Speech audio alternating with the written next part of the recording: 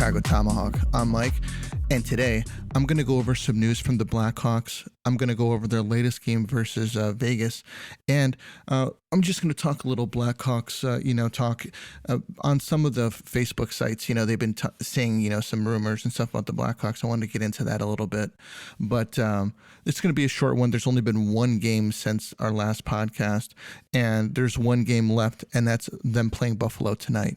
So, with the news, the Blackhawks have signed Jeff Greenberg as the associate GM. Now, if the name sounds familiar, Jeff was on the shortlist to be the full GM. Danny Wirtz obviously wanted Kyle Davidson. Jamie Faulkner wanted Jeff Greenberg. Well, they decided to bring him on as the associate GM, and that was Kyle Davidson's decision. He had had some conversations with Greenberg, and he liked his outlook and what he was going to be, his ideas of what he wanted to do. Here is a press release from Kyle Davidson. Our journey is just beginning as we build a next-generation foundation for this team, and that starts with a focus on modernizing and improving the hockey operations infrastructure in our front office. We will only get back to being best in class on the ice if we are working with best in class information and ideas behind the scenes. Jeff will be both an architect and a connector of the hockey operations group, ensuring that we're always at the forefront of professional sports. So it sounds like Jeff is going to be running somewhat, his own kind of side operation here with the Blackhawks, tying in some things that he's going to be designing and connecting that with the hockey operations team. So it's interesting, what they're looking to do here, kind of modernizing the front office and changing things into a way that, they see fit on how to run this going forward. Obviously, hockey has changed a bit in the past, I would probably say 10 years from, what it was. So it's good to see that they're going to be using some new ideas with what they're looking to do and how they're going to run things. So I hope Jeff brings us some new, fresh perspectives, some new ideas, with scouting and finding new players and how they can fit in with this team going forward. Now, as far as the team is concerned, they played spoiler the other day, beating Vegas 4-3 in a shootout.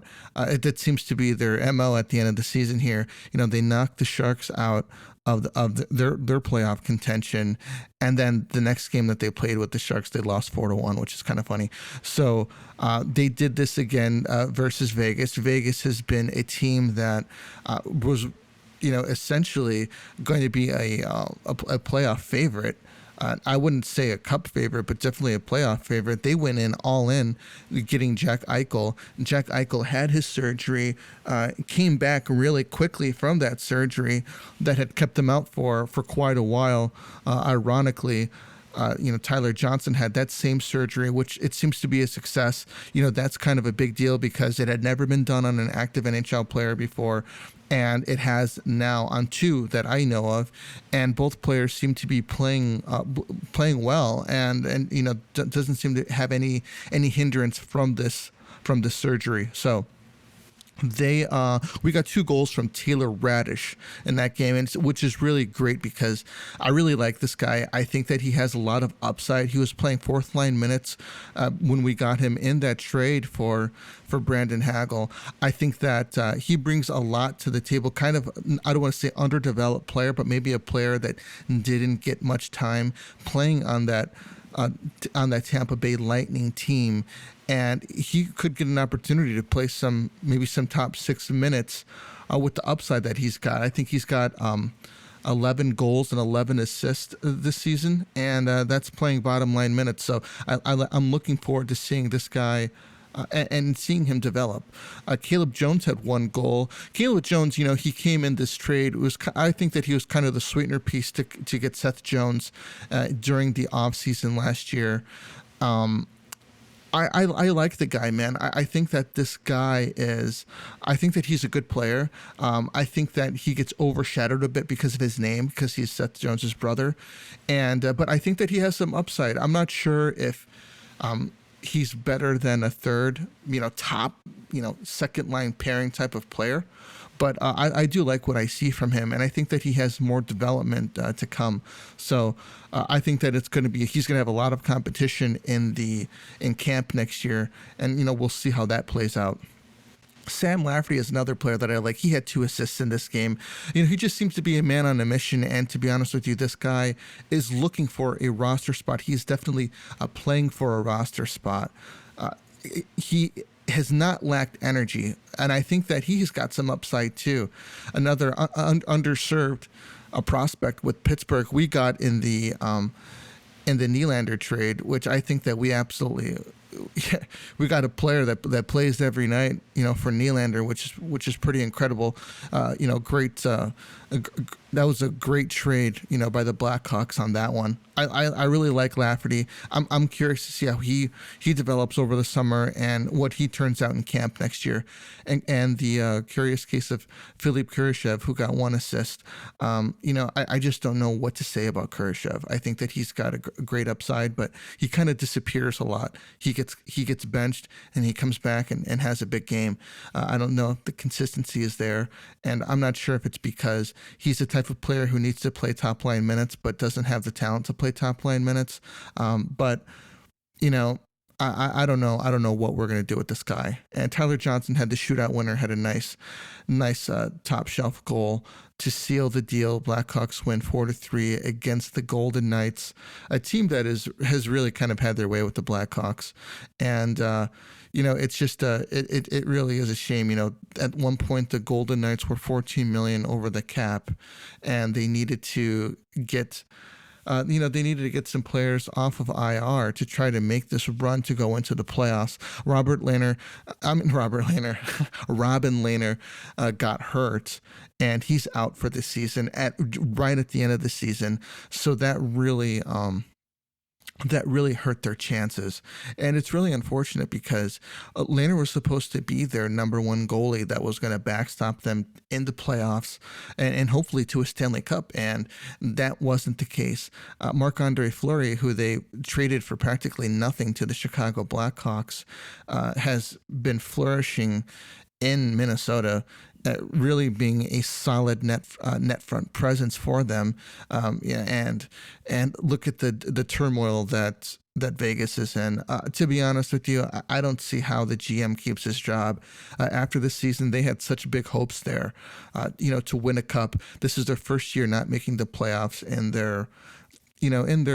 their team's history. And, Mark Stone, watching him the other night in Vegas, he still looks lingered by the injuries that he's had. He doesn't look to be the same player that he has been previously, and I think that they rushed him back, which is a sign for concern that they couldn't just say, hey, look, you know what, we're not going to make it this year. Let him kind of recuperate and come back next season. It's a dumpster fire over there right now, but they're going to figure it out, and I think that they're going to come back next year. I think that their cup window is closed. I think that they need to make a lot of changes because they've got a lot of big contracts there right now, and they need to figure out what they're going to do with a lot of these big contracts because they had to sit out 2 guys just so that Mark Stone could make it back into the lineup, and it wasn't pretty after that. So going forward, a lot of people are curious what's going to happen next year. What's going on with Kaner? What's going on with Taves? Are we what's going on with DeBrincat? Is DeBrincat going to want to re-sign because of this offseason? Taves, Kaner, and DeBrincat can all get new contracts. DeBrincat's been asked about it. He knows Kyle Davidson has some things that he needs to do during this offseason. He has some moves that he needs to make. He understands that. So I don't think he's really looking for anything to happen this offseason. If I was Kyle Davidson, I would want to lock DeBrincat up. I mean, he's as of right now, he's a 42 goal scorer.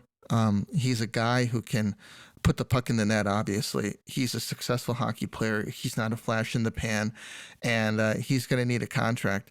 I know he doesn't want to hand out big contracts right now because they are a rebuilding team, but DeBrincat is somebody that you can build your team around. Taves and Kane, on the other hand, they can hopefully sign team-friendly deals to stay with the team so that they can help this team in a rebuild and take them and take them into their new successful turn for this team. Kaner was quoted as, rebuilding teams can still make the playoffs, which is absolutely true.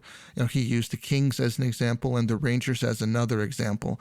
The Blackhawks, to do that, would need to find solid goaltending, get good defensive play from all of their defensive players, and have a head coach that can coach this team and take them to that point.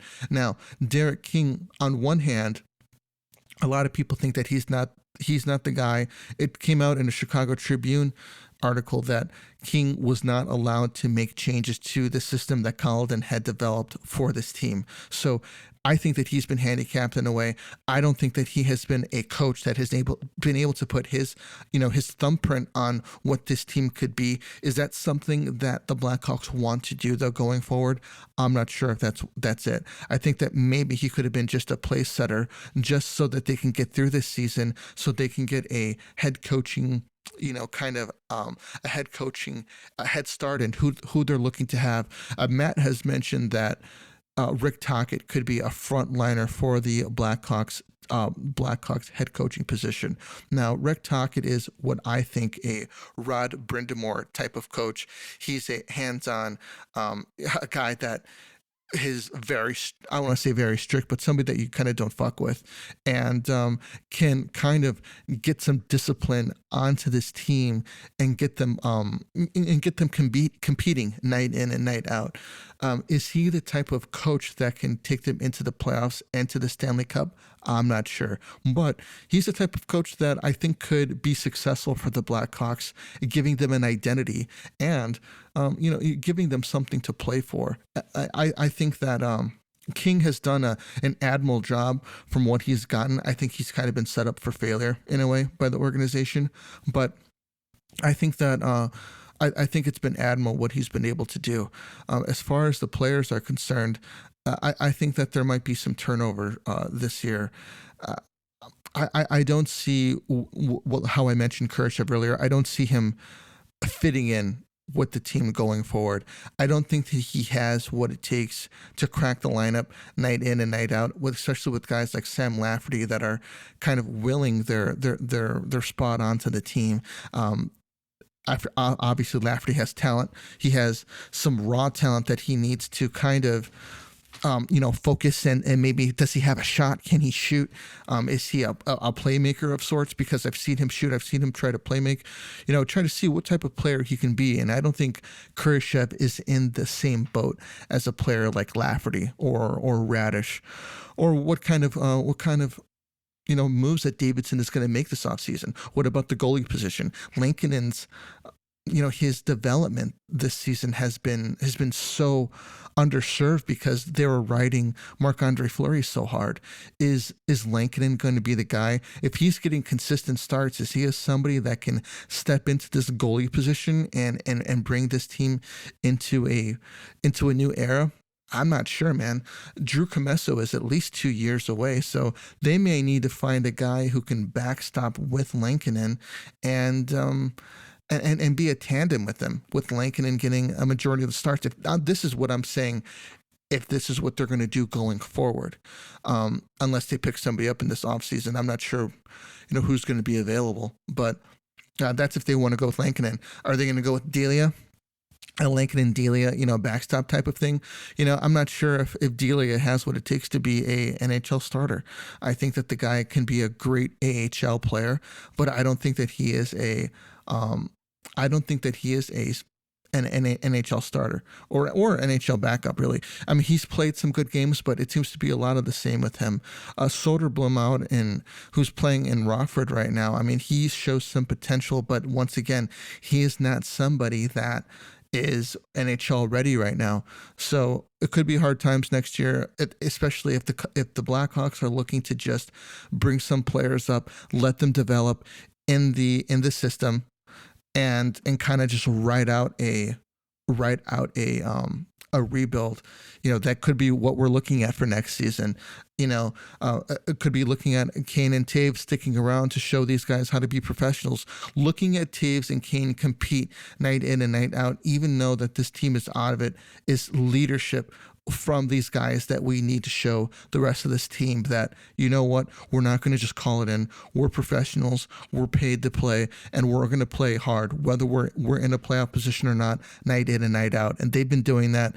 And, you can't really ask much more from your leadership group.